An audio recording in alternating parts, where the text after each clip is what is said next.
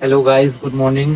मेरा नाम है सौरभ और स्वागत है आप सभी लोग का मेरे आज के इस ब्लॉग में, जिसका नाम है सौरभ एंड साक्षी ब्लॉग्स। और जैसे कि मैंने अभी आप लोग को दिखाया कि मतलब बाहर रात में बारिश हुई है। अभी सुबह के 7 बज रहे हैं। हम लोग थोड़ा सा लेट उठे हैं आज। और आज जो है बाहर बारिश हुई है, मतलब रात में बारिश हुई और ऑल ऑफ अ सडन अचानक से बारिश हुई और बहुत तेज तेज बादल गरज रहे थे एकदम। बिजली चमक रही थी बिल्कुल। तो हम लोगों ने कुछ कपड़े वपड़े बाहर डाल रखे थे धुल के। और अचानक से जब आग खुली तो हम लोगों ने जाके देखा तो सारे कपड़े भीग गए थे। तो हमने रात में ही उसको हटा के वापस रखा। मतलब ऐसा कोई मौसम नहीं था, रात में बिल्कुल भी बादल नहीं थे, तो बिल्कुल भी ऐसा नहीं लग रहा था कि बारिश होगी। बट जो होना होता है। अचानक से इतनी तेज बारिश हुई, सब कुछ हुआ। और अभी हम लोग उठे तो थोड़ा लेट हो गया, आज उठने में 7 बज गए। वो बेसिकली इसलिए हुआ क्योंकि बाहर बारिश हुई थी, तो हम लोग वॉक करने के लिए, जॉगिंग करने के लिए नहीं जा सकते थे। तो इसलिए फिर हम लोगों ने सोचा कि सोते हैं, फिर जो है इतनी जल्दी उठ के भागने का, इधर उधर जाने का कोई मतलब ही नहीं है। बाहर कीचड़ है, पानी है। तो ठीक है, फिलहाल अभी मैं उठ गया हूँ और अभी मैं जाके यहीं घर पे ही थोड़ा सा होम वर्कआउट करूंगा। आज बाहर नहीं जा सकते हम, इसलिए फिलहाल आपको ये भी बता दूं कि बाहर बहुत अच्छा है, मतलब मौसम मौसम बहुत अच्छा है। थोड़ी थोड़ी सी हवा चल रही है, बारिश का ही पूरा मतलब आफ्टर इफेक्ट है। अभी मैं नहा वहा के तैयार हो चुका हूँ और अब मैं नाश्ता करने जा रहा हूँ। ये देखिए, आज साक्षी ने नाश्ते में क्या बनाया है, कद्दू की सब्जी और साथ में पूरियाँ और अचार। तो अब हम ये नाश्ता करेंगे और फिर अपना काम स्टार्ट करेंगे टीवी देखते हुए। Many hours later. दोस्तों, जैसे कि आज आपको पता होगा कि आज 10 सितंबर है और 10 सितंबर को बहुत सारी चीज़ें हैं आज, जो जिसके बारे में अभी आपको थोड़ी देर में बताऊंगा। फिलहाल एक चीज़ जो आप सब लोग को पता है वो ये है कि आज गणेश चतुर्थी है। तो गणेश चतुर्थी का फेस्टिवल तो वैसे बहुत ही धूमधाम से मनाया जाता है। वहाँ का ऐसा फेस्टिवल है जिसपे लोग कितना ज़्यादा एनर्जेटिक और बहुत ही अच्छे से इसको मनाते हैं। बट मैंने ये देखा है कि जनरली ये फेस्टिवल मतलब नॉर्थ में इतना ज़्यादा ही मनाया जाता है। बट जब मैं अपनी पढ़ाई कर रहा था और एमटेक कर रहा था, उस समय जब मैं रुड़की में था, तो हमारी अलग अलग कम्युनिटीज़ बनी रहती थी। हर रीजन से लोग जो है वहाँ पे होते थे। तो वहाँ पे जो भी एक महाराष्ट्रियन जो भी एक ग्रुप था, एक कम्युनिटी थी, वो लोग गणेश चतुर्थी वहाँ पे बहुत ही अच्छे से मनाते थे। और आई एम श्योर कि मतलब हर जगह मतलब नॉर्थ के अलावा जो है महाराष्ट्र में तो बहुत ही अच्छे से मनाते ही हैं। और भी रीजन में गणेश चतुर्थी बहुत अच्छे से मनाई जाती है। बट यहाँ पे मैंने देखा, यहाँ पे जैसे यहाँ पे यूपी में या फिर आसपास के जो स्टेट्स हैं, वहाँ पे गणेश चतुर्थी बहुत ज़्यादा मतलब ओपनली लोग ऐसा नहीं मनाते हैं। हाँ, लोग अपने घरों में गणेश जी की पूजा करते हैं, वो करते हैं। बट जैसे वो विसर्जन वगैरह एक पब्लिक में एक वो होता है कि जैसे गाना बजाना और सब लोग जो है डांस वांस करते हैं और फिर विसर्जन करते हैं, उस टाइप का माहौल यहाँ पे देखने को नहीं मिलता है। मैंने रुड़की में वो चीज़ देखी थी कि वहाँ पे जब गणेश जी की स्थापना होती थी, हर दिन उसकी पूजा होती थी और फिर फाइनली उनका विसर्जन के लिए सब धूमधाम से जाते थे। वो जो है वो वहाँ पे था। यहाँ पे तो मैंने नहीं देखा कभी भी, ऐसे गुड़गांव में भी यहाँ कहीं पे भी ऐसा कुछ नहीं मतलब देखने को मिल रहा है। हाँ, लोग पूजा जरूर करते हैं। तो फ्रेंड्स, अभी हम जस्ट अपनी इवनिंग की वॉक कंप्लीट करके आए हैं। और अब जैसे कि आपको पता है कि आज फ्राइडे है, तो काफ़ी रिलैक्स्ड मूड में हैं हम लोग इस समय, बिकॉज ऑब्वियसली कल परसों 2 दिन छुट्टी है। तो मैं और साक्षी हम लोग बस ये प्लानिंग ही अभी कर रहे थे कि कल क्या करेंगे, परसों क्या करेंगे। कुछ चीज़ें हमने सोची हुई हैं। कल वैसे तो मैं आपको बता दूं कि कल मुझे मेरा कोविड वैक्सीन का जो 2nd डोज है वो लगना है, तो मुझे उसके लिए भी जाना है।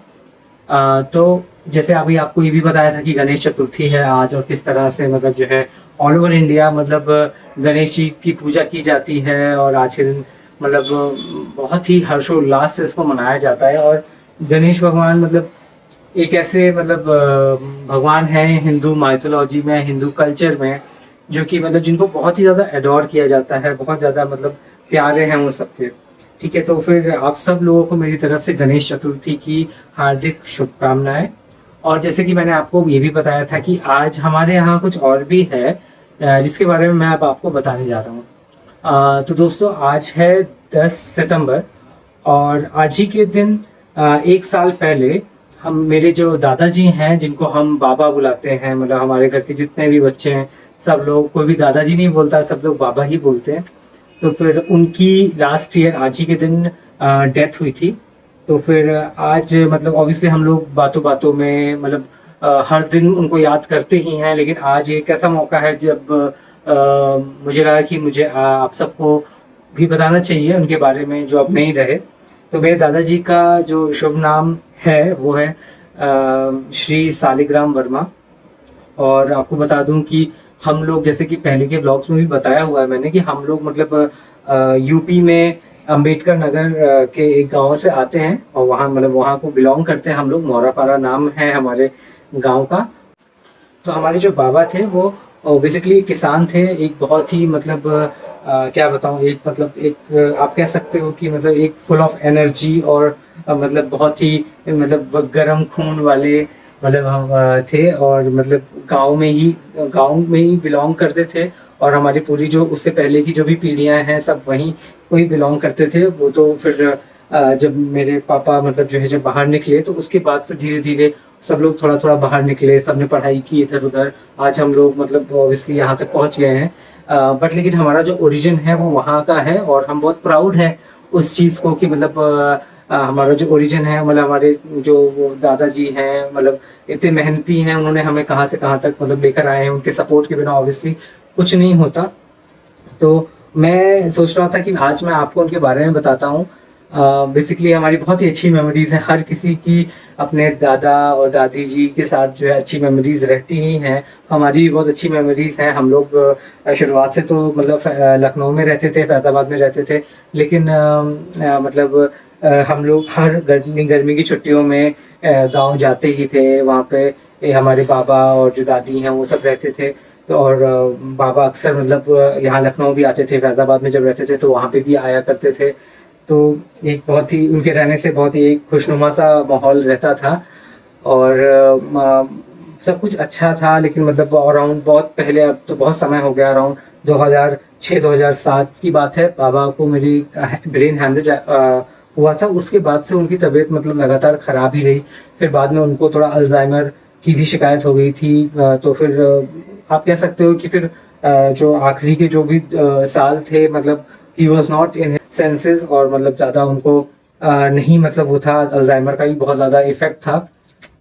बट लेकिन जब तक वो सही थे एकदम, अपने पूरे हेल्दी थे। हाँ बेसिकली आपको बता दूं, एंड तक वो फिजिकली एंड तक बहुत ही ज़्यादा हेल्दी थे। अल्जाइमर के कारण उनको मतलब मेंटली ये बहुत सारी प्रॉब्लम्स होती थी, उनको याद नहीं रहती थी चीज़ें, वो भूल जाया करते थे। लेकिन मतलब फिजिकली वो काफ़ी फिट थे। तो वो इसलिए था क्योंकि गांव का जो पूरा माहौल ही होता था, खाना पीना हर एक चीज वो गांव की आपको पता ही है किस हिसाब से होती है। शहर वाला कल्चर होता नहीं है जिसमें लोग बैठ के बस मतलब फास्ट फूड खा रहे हैं, सब खा रहे हैं। तो वो लोग हमेशा से हेल्दी खाते थे। तो उसका असर मैंने एंड तक देखा कि अराउंड 90 ईयर्स की एज में जब उनकी डेथ हुई तब तक वो फिजिकली बिल्कुल हेल्दी थे, उनके दांत वात सब थे, सब कुछ था, ठीक है। बट वो एज फैक्टर था, तो फिर उसमें जो होना था वो तो हुआ ही।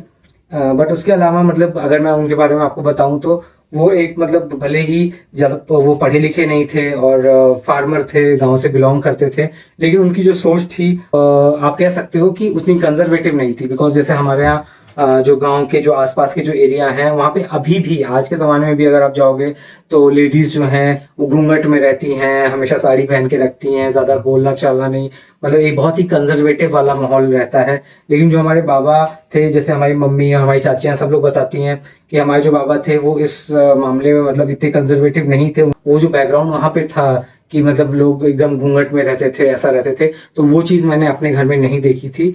और बाबा मेरे हमेशा से एनकरेज करते थे मेरी मम्मी को, चाचियों को, सबको कि वो सामने आके बातें करें, उनसे मतलब डिस्कस करें चीज़ें, ये सब चीज़ें थी। उसके अलावा उन्होंने मतलब कभी इस चीज़ को मतलब वो जॉब करना हो या कुछ हो लेडीज़ का, उस पर भी कभी कोई एतराज़ नहीं मतलब ऐसा जताया। अब मेरी जो चाची हैं, चाचियाँ वाचियाँ, वो सब जॉब भी करती थी, टीचर भी टीचिंग करती थी, तो बाबा को कभी भी इससे कोई प्रॉब्लम नहीं रही थी। उसके अलावा मैं बोल सकता हूँ कि मतलब उस जमाने के हिसाब से मतलब जैसे उस एरिया में इतना कंजर्वेटिव माहौल हुआ करता था, उसके बाद भी जो हमारे पापा थे तो उन्होंने कभी जैसे लड़की और लड़कियों में कभी कोई इस टाइप का डिफ्रेंशिएट नहीं किया। मैंने देखा हमेशा कि हमारे यहाँ मतलब जितनी भी मेरी दीदियां थी और बहनें थी और जो हम सब भाई थे उन सबको हमेशा इक्वल ट्रीटमेंट मिला, हर चीज में इक्वालिटी रही। बाबा को मतलब जो मेरी जो बहनें बहने हैं उनसे ज्यादा ही लगाव था हम लोगों से, मतलब वो जो लड़के थे हम सब भाई लोग थे उनसे ज्यादा लगाव उन्हें मतलब जो हमारी बहनें थी उनसे था। तो ये मैं इसलिए बता रहा हूँ, ये आज के कल्चर में है, हाँ होता ही है, लेकिन मैं उस माहौल उस एरिया के बारे में आपको बता रहा हूँ। मतलब को उनके प्रति बहुत ही कंजर्वेटिव माहौल है और मतलब लड़के लड़कियों में फर्क है।